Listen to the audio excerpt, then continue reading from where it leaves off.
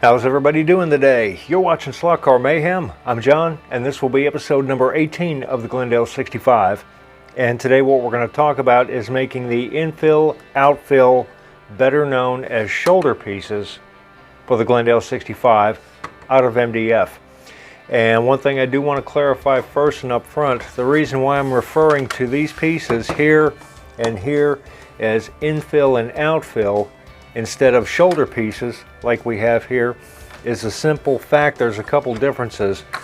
Let's take a look at the Carrera shoulder pieces. Generally what they do is they attach to the track, and they're part of the track system that we're using, and they widen the track about an additional 8 inches if you're using the inside and outside shoulder pieces. I'm not necessarily doing that. What I'm using here, I'm going to be using 1/4 inch MDF, and these parts are not going to be part of the track. These are part of the layout itself.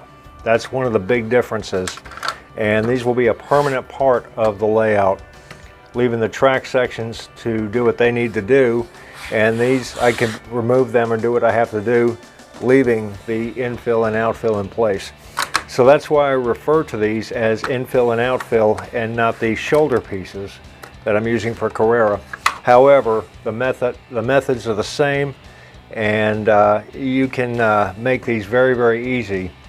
In this case, I'm just using 1/4 inch MDF, and I'm using a straight 4-inch width, which is about 1/8 of an inch, 3/32 wider than the standard Carrera pieces.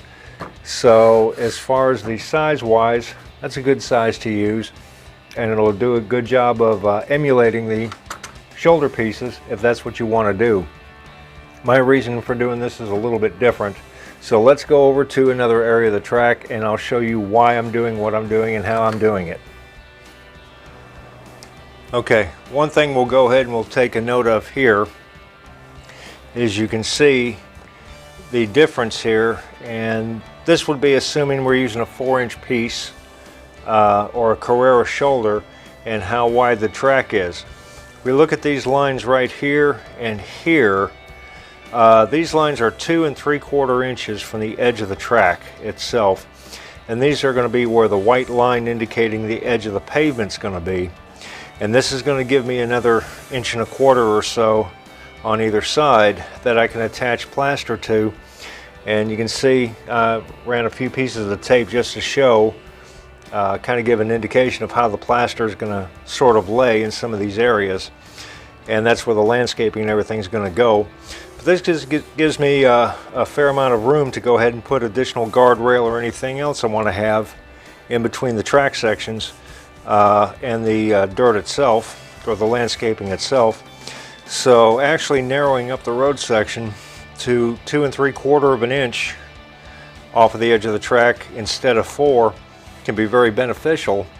And for the 1/32 scale cars, that's actually more than enough room to slide out. If you're sliding out more than that, you're not running at that point. You're so far off the mark, you're probably not even going to be running. So 2 3/4 inches is plenty wide for 1/32 scale for any additional width you may want to have.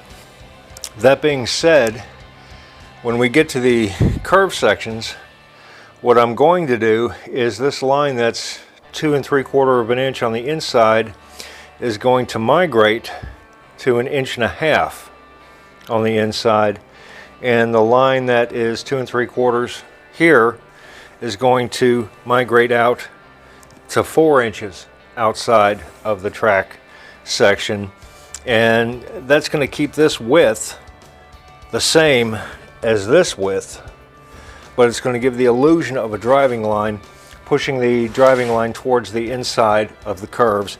And that's just for illusion, number one, but number two, it gives additional width on the outside of the track if we decide we want to run 124s to have plenty of room to slide out, and more than enough room where you're going to need it for a little bit of overrun and not drop off the track sections or hit the guardrails, which is what we don't want. So it'll give us plenty of room for that on the curve sections, and it'll actually look pretty good. It'll have a nice illusion of diving into a turn and just help the overall effect of everything as we go forward. But the key element is to keep the width of the track constant as we do our white line, which will indicate the outside edge of the pavement. Okay, here's a better look. I just threw some masking tape up here so you can get the idea of kind of what the plaster is going to do and how it's going to go from one section to another. It's not going to sit on this edge and break real hard. It's actually going to parallel the surface here and then make a more of a gradual transition. But this is enough to give you the idea of how the geometry is all going to kind of fit together. And we want to make sure we've got plenty of room inside and outside to be able to run our race and do what we need to do and have a good overall look and just make everything look much more fluid and as one unit and not multiple pieces. Doing the straight sections of the infill and outfill is extremely simple. Since I went through the trouble to make sure I had the track aligned properly and that I very carefully marked where the track needs to go and everything else, it was very simple to go ahead and just simply rip 4-inch wide pieces of 1/4 inch MDF. And as you can see, everything seems to fit nice and solid. It's a good arrow straight track and all the edges line up really good. Any deviation you see at this point is simply because the MDF is a little bit thinner than the track itself, and 1/4 inch is a little bit thinner than the 8mm that the thickness of the track is. But when these are permanently installed, they will be shimmed accordingly and you'll have a nice solid edge that runs along the plastic track side of it and will really help just keep the appearance very clean and very close and looking very good. The key element though is as long as everything's lined up really well, it really makes it a lot easier. And just to ensure that it was putting these in, that everything was straight, I ran a 8-foot straight edge along the opposite edge of the track and clamped into place. And that really makes everything really nice and simple. So the long straight sections of infill are very easy to cut. Like I said, I just ran them through the table saw into 4-inch strips and bingo, there you go. So that part of it's very easy. The curved parts are a little bit more challenging and I'll show you how I did those. Now, one thing I would like to talk about is cutting the joint that butts up against the track edge that we can see right here. And as you look at this joint, you can see it's a really good solid joint right here. It's extremely precise, and the same thing happens over here. These are two separate pieces, but I'm able to duplicate my methodology for getting these joints cut very clean and very precise. And that, I will say this, I've seen quite a few of these done with MDF, and the big drawback has always been the joint right here, because generally they would take a jigsaw and either they would just try to cut the line with a jigsaw, or they would cut inside the line and then try to sand to the jigsaw to the line that they drew, and neither one of them seemed to work out very well. The way I'm doing these here, I mean, the results speak for themselves. You can see I've got a very precise, very solid, very clean joint line right here. And for that,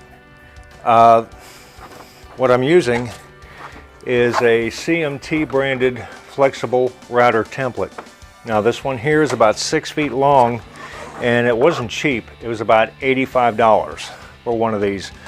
But this here has really made all the difference into making these curve cuts, and they work equally well if you've got multiple radii attached together in one curve. And in the case here, I've got two number 1s, and then I've got an R3 just off camera over here, and the joint just follows just as clean as a whistle. So I'll give you a quick overview of how we utilize this template here and how that all works. And you'll probably find it to be an extremely easy solution for this. Okay, getting these pieces ready to cut, I think, is actually pretty academic. I think anybody could pretty much do the of this, and I think everybody's duplicated this at one point in time, so it's not that big of a deal. And generally what I do is I'll lift the track up, and I'll if I need to rough cut a piece of MDF, I will, but other than that, I'll slide that under the track and get it about where I want. Now then I'll go ahead and I'll mark the edge of the track. That's probably one of the most critical steps of what we're going to do here. And normally, I know I've said this probably several times throughout the course of this entire series here in this build, but I use different pencil colors for different types of cuts. And I use a red pencil for a no cut, I use a black line for a general cut, and I use a blue line for a precision cut. That being said, I do not use the blue pencil for marking this track edge. And the reason why is this is actually a soft lead pencil, and the line it draws is a little thicker than I like. So instead, what I will use is just a regular cheap mechanical pencil with a 0.05 millimeter lead. And once everything's set into place, I know it's locked in, then I will come in and I will trace the outline of the track right onto the MDF surface. When you're doing that, you do not want to sit there and keep going over it 3 or 4 times to bolden up the line. You don't want to do that. You want to do it one time. You want to draw one line. Your goal is to make it as thin as possible. That's what we want. We want a nice thin line that you can see, and it needs to be constant all the way around. That's important. Once that line's drawn, then I'll take my blue pencil, and you can see here I've drawn little arrows. I'll draw myself little arrows on the outside of the line, and the arrow tells me what line I'm referring to and what side of that line do I wish to keep. And in this case, I want to keep this portion, so the outside of that line I drew is what I wish to keep. Very simple. Then I will use, much like I marked the 3-inch border along the edge of the track, I have made another one of the circles with a pencil in the middle, made another one of those for 4 inches, and I can go ahead and draw around and use that and draw my 4-inch line all the way around once I have that done. And in some cases, like I've already explained, I'll extend that out an additional couple inches just to give me some additional shoulder room, so I can move the driving line outside a little bit, and I'll add that in there. And once I've got everything marked off, I'm ready to go ahead and begin doing my cut. Once this piece is removed and back into my shop, that's when I break this template out. And at this point, it's very easy to just line the inside edge of the template right up to that line, and then I'll use screws like this. And these are 1-inch screws for the Craig pocket hole screws, 1-inch long Craig pocket hole screws, and they seem to be a decent width for the narrow MDF, and it's got a good shoulder on here, and they're easy to reuse. So I just do that, and then I'll go through and very carefully align this edge right here, and you can see it's fairly flexible, and so it can curve all the way around and works pretty well. And I'll go ahead and get all these screws attached, and I spend my effort making sure that this strip is aligned properly that I need to that line that I just drew. And what's going to happen at this point is, once all this is in place, I can just run this piece along my router that I have, a 1/2-inch flush cut router bit. That's a 1/2-inch diameter flush cut bit, and it's got a bearing on the end of the bit, not the shank end, but the open end of the bit has a bearing that rides on this, and it gives you a nice flush cut between the wood and this, and it will follow the shape that you determine with your template, and does a great job of providing a good, solid, good clean edge, and makes things work a lot easier. Once I have that piece cut, Then I will go through and just do a light hand sanding, and then I'll unscrew my piece, trim up the outside edges I need, and I can come in and just drop it in place, and you can see how well it actually fits. So that's it. That's the big secret for getting a good cut, is using a flexible router template and a flush cut bit, making sure your line is thin when you're tracing your line here, and making sure that you know which side of that line you're putting that template on. And you can see all the little screw holes here that I have in the part here, and these are from using the router template. I like to start from one particular area and work my way around, and as I go and I'm putting these pieces into place, I have them temporarily screwed down, and this is to help keep the track stable and keep it locked into its relative position, and it's also to help allow these pieces to kind of set themselves and lock themselves into the absolute position they need to be in. When you get into some of these areas like here or on some of the other curves where you're going up and down and you're making elevation changes, you got to kind of potato chip a little bit, and these will help keep the pieces locked in, and this will set a memory. If they sit here for a few days, it'll kind of lock themselves in a little bit. It'll make it easier to put it back in later on without having to force things in place. But what I really want to talk about is how I'm labeling each one of these pieces as I go, and it doesn't matter where you start from, as long as you follow a consistent method all the way across. Makes it a lot easier to keep some of these odd shaped pieces and know what they are and where they go. And in this case here, you can see I've got this piece marked as piece F. That'll be Foxtrot F. And on this side of the track, I have them numbered. In this case, this is the 7th piece, it's number 7. And I follow that method all the way around. Sometimes you'll have the numbers on the outside, sometimes you'll have them on the inside, depending on where you're at on the track, right? So, but other than that, it doesn't matter. It's just based on the one side is going to be lettered, the other side will be numbered. That way it's a lot easier to keep them straight.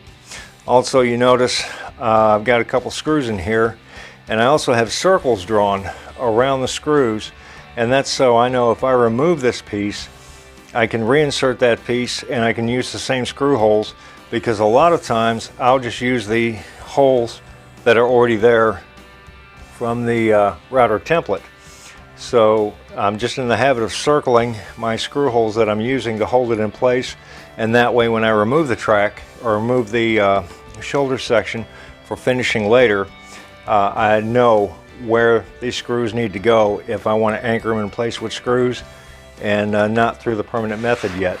So that's kind of important. That helps you keep everything straight and keeps everything in order, so you know what everything is and you can put things back where they need to go. Okay, I know what you're thinking right about now. You're thinking, John, yeah, that's cool, but it sure is ugly, right? Well, you know, these are going to be finished and painted, of course, and they're going to be done before the permanent installation, of course. And let's talk about that a little bit. First things first, these MDF pieces will be primed completely on both sides. And that's something that's important. If you're working with MDF, if you're going to paint one side, you want to paint both. That's going to help prevent warpage. So these will be primed on all sides, probably 2 coats of primer, and that primer will probably be sprayed with an airless sprayer. And that's not going to take too long, but all these holes and everything are going to be filled and sanded smooth and everything. So all these little holes here for the flexible barrier template, those will all be gone, and we'll have just a nice smooth surface. And then the painting, I've got a guy who's going to match paint color to the Carrera track as it sits, the black that we see here. I guarantee you, if you use black paint, it's not going to match. I can guarantee you that. It's going to be much darker. This is actually a very dark gray. It looks black, but it's not black. If you go by painting, it's not black. So get some paint to match the color, and then the shoulder pieces themselves, or the infill outfill I should say, will be painted with probably 5 to 6 very light coats.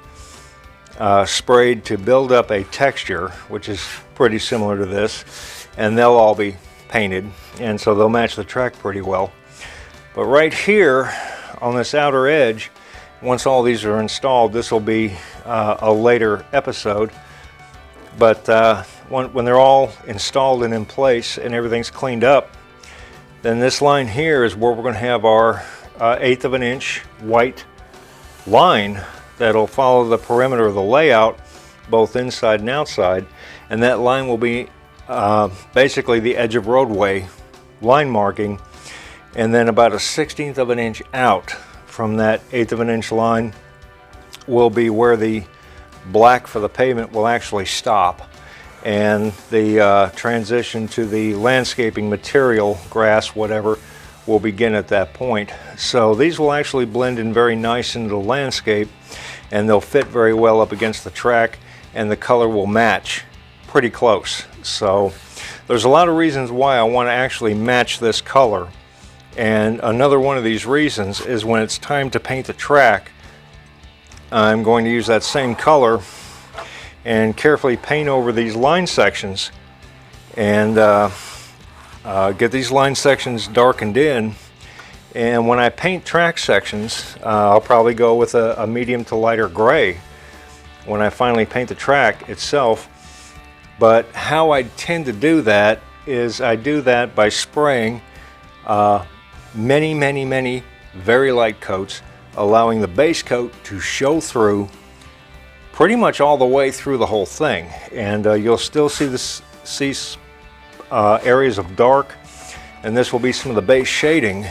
This color will be some of the base shading that's used and brought through the majority of the track painting. So by having the infill outfill pieces a color that's very close to the original here, it'll be probably 2 coats when I'm painting track before everything is completely consistent, and we'll have a good match all the way around, and these will look as part of the roadway itself. And that's my end game, is to make sure that all this ties into itself and looks pretty well. So that's kind of what we're trying to do here. And I guess the big takeaway on this is not to be afraid to use MDF for doing your shoulder pieces or infill outfill. It's actually extremely simple, and yeah, that template can be a little bit pricey, but I can guarantee you when you've got a lot of curved pieces, it makes life a whole lot easier. And as you can see, it's just a fantastic fit all the way around, and I haven't had any trouble doing it at all. And I actually think it's quicker to go ahead and get that template aligned into place and screwed down than it is to shortcut with a jigsaw and then spend a bunch of time on a sander trying to clean it up and make it fit proper. I think it's much easier to use the template, so that's what I've been doing. And keep in mind, if you're going to use that template, you need to have a router table, or at least the router mounted on a platform that you can use with the router upside down. That template is not designed to use a router freehand, so you're going to want to use a table for that. And once again, that's something that's not overly expensive. And if you're going to extents like this to try to build the track, yeah, you need your tools. So that's one thing I did have, so I did utilize. And really, if I had to do it again, I wouldn't change a thing. I'd do it exactly the same way. I've been very pleased with the results. One other thing that needs to be addressed, and it's actually kind of important, is we need to consider expansion and contraction of the track surface itself. For that, we have to go back to the original concept of underneath all this is going to be yoga mat. That's number one. The track will be sitting on the yoga mat, and these infill pieces, if I bolted them right down using screws to that yoga mat, it's going to be rigid and it's not going to move. And if this track decides it wants to expand or contract, what's going to happen is you're going to end up with a lot of buckling, because there's no way for the track to itself move around. Keeping that in mind, the track itself, it's not going to expand and contract in 1 or 2 areas. The whole track itself will expand or contract. And it may be, overall on a track like this, it may be 1/4 of an inch overall it's going to expand and contract, maybe even as much as a half under extreme conditions, but generally not anything much more than that. And so how do we keep these tight joints that we have right here and allow the track to expand and contract itself? How do we do that? So one thing that needs to be considered is these pieces here are not going to be screwed down. When these are permanently installed, they won't be screwed down permanently. Temporarily they will be. And what's going to happen is these will be attached to the yoga mat with strategically placed beads of silicone adhesive, and the screws will be used to make sure that everything is adjusted properly and that the shoulder or the infill outfill piece is at the same level as the track, because the track's going to move around, go up and down a little bit, and so we'll keep the infill outfill at the same elevation of the track. If I need to use shims, I'll use shims, whatever, just to make sure everything's good. Once that adhesive cures, then the screws can be removed and those areas patched, filled, and just a quick dab of repaint, and that takes care of that.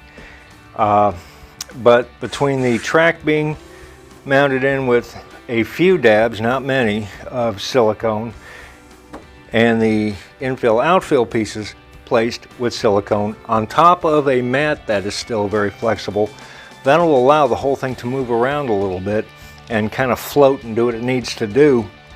And if there's any expansion or contraction, there'll be enough movement in the infill and outfill pieces that they can flex a little bit, enough to allow the track to do what it needs to do, and I'll still maintain my nice tight fit and my nice tight gaps along the edges. And I've done that before on HO and it seemed to work fine, so I don't expect to have any problems doing it that way on the 132nd. So this method seems to work fairly well, and I think it's going to result in a really nice look overall by the time everything's said and done. Okay, currently right now I've got the entire area here or inside the pit. All those pieces are cut, they're in place, and I start at the far end over there and I'm working all the way around, and I've gone as far as that hairpin turn right here, and that's where I've decided to stop for today. But all the way through I've got a really good fit along the edge of my track, and I'm really happy with the way everything's turning out in this regard. So it's working very well, and that mark there puts me about the two-thirds mark. So I'm pretty close to being done. I've got this turn here, I've got a little turn over the bridge section, and then I got my final hairpin going into the safety car pit right here, and that'll take care of my curved sections. The rest of them are straight. So I've probably got another good 2 days to go ahead and do my infill outfill and get those pieces cut into place. And once that's done, I guess I can get ready to go ahead and start on the bridge section. And I'll probably have to be modifying infill and outfill to allow me to get the bridge section built, because I'll have to add some retaining walls, and all that'll kind of come together at one time. So that'll be another episode when we're starting to build the scratch build the bridge section, and that ought to be pretty entertaining. That should be a lot of fun. And other than that, I'm going to call it a day. It's getting a little late and I'm pretty tired. Been working on this stuff pretty hard all day today, and so this will wrap up episode 18. And once again, you know, don't be afraid to use MDF to do your shoulder pieces, or if you're going to make them a permanent part of your layout, your infill outfill. It's actually very, very simple, and it's not hard. It's an easy process, it goes quick, and it's not expensive. That's the key to it. And if you make a mistake, oh well, you just get another piece of MDF and you move on. It's not a big deal. So don't be afraid to experiment. It works out very well. So once again, I guess we'll call this one a wrap. I want to thank everybody for the subscriptions and the likes and the comments. They do mean a lot to me. And, you know, feel free to speak up. If you guys got any better ways of doing things, that's great. I'm learning as I go, as I'm doing this. So sometimes I feel like I could use all the help I can get. So if you guys got any helpful tips or whatever, just, you know, please, you know, let me know. Sometimes I feel like I'm fumbling in the dark, but it's been moving right along and it's going in the direction that I want, and I haven't had any major issues yet. So hopefully, knock on wood, it stays that way. So want everybody to have a great night, stay safe, and we'll catch you next time. Thanks for watching.